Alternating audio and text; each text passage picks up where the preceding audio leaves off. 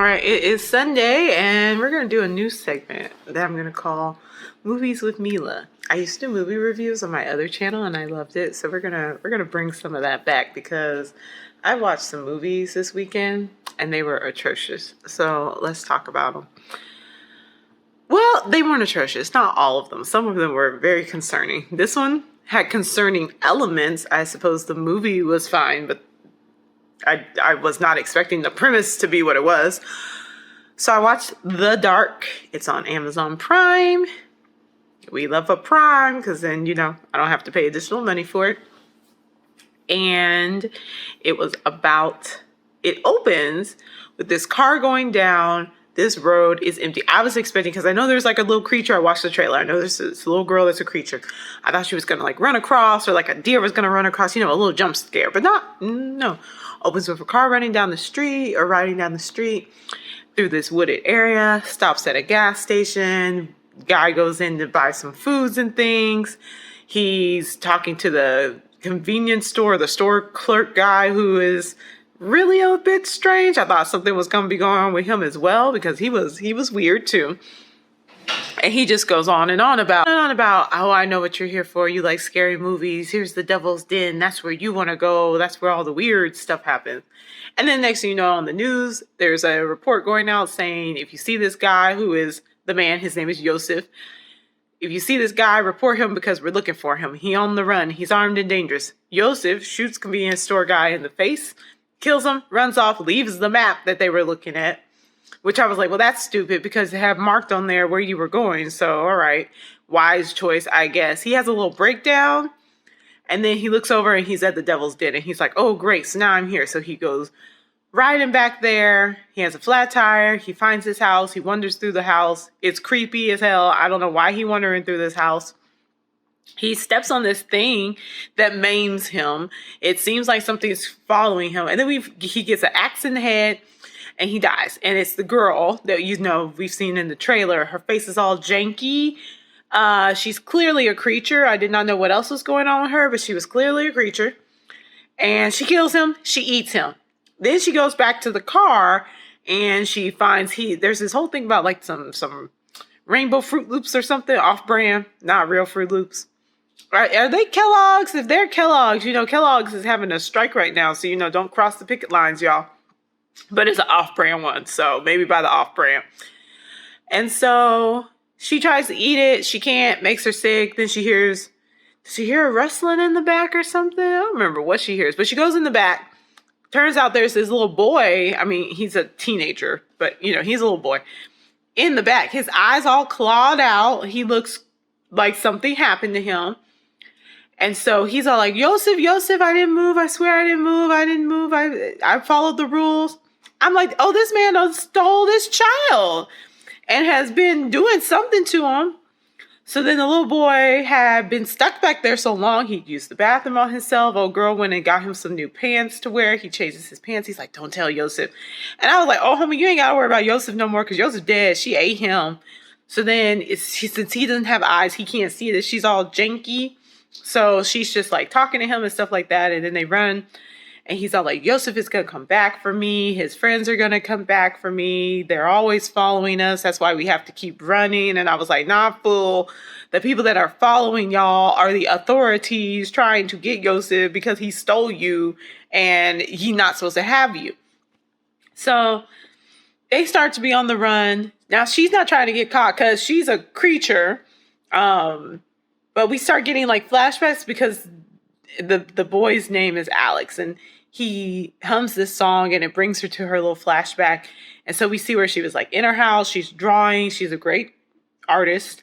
Her mom is an alcoholic who has this creepy boyfriend. And of course, the creepy boyfriend is a disgusting pervert. And so then like we see her like get really upset. And then so they leave the house because they're on the run now because the authorities are coming. She kills a sheriff or police officer or something like that was looking for Yosef and looking for Alex, the little boy. And I keep calling him a little boy. He's a teenager. So now they're on the run, right? In the woods. He can't see. He got to follow her. They're going back and forth. He's like, I just need my phone. I need my phone. She's like, I'm going to go get you the phone. But then like they hear the authorities are getting closer. There's dogs out there looking for them. So they go hide in this hole. She doesn't want to be in the hole. She doesn't want him to go too far because there's like carcasses and stuff in there. Not carcasses, but like at least a skull. And so then we get to see that like what happened to her and how she ended up the way she did was that the pervert boyfriend of her mom was sexually assaulting her and molesting her. And she just snapped and bit his hand and then bit him. And then he knocked her in the head with a snow globe. That's how her face got all janky. And so then he didn't kill her, but she was like almost dead. And then he tries to bury her in the hole of which they're hiding. But then she wakes back up and she's like the dead undead. So that's her story of how she got the way she is. But it seems like she's turning back into a human. I don't really know how that part was working. But anyway, now there's these new guys looking for them because they want the reward money. So she kind of leads them into a trap using Alex as the bait, kind of. And so they're like, oh, okay. They're trying to see what's going on. They're trying to find Yosef. She comes out. She attacks them. She kills all of them. They find another house. They go to that house. Someone lives there. She's attacking them. They find this other lady. They get in the car to try to take Alex to get some help because, I mean, hello. He needs help. He's got no eyes. He's obviously, something has happened to him horrifically. She's like, I'm never going to leave you. So she like goes after him. There's a car accident. The lady calls for help. Alex is hurt in the car accident. So she leaves him there so that the authorities can take him and help him. And like, as I said, she's becoming more and more human. So it's like, now that she's done this and seen the good in people, I guess, I don't know. I don't know. But since she finished all that, now she's going to try, I guess, to go back and be a human again. Maybe she's forgotten her taste for meat and can eat human food again. Anyway, she wanders down the street, gets inside a car, drives off. It's a lady that's in the car that's picked her up off the side of the road. I was not expecting all of the perverts because I believe Mr. Yosef was doing stuff to poor little Alex as well. Like, there was just all kinds of just like, what is wrong with you people going on in this movie? It was from 2018. I don't feel like I ever saw a preview for it or any types of recommendations to watch this movie, which I can understand why, because it's obviously traumatic. So I clearly should have done a trigger warning for this. So I'll make a quick little snippet for that.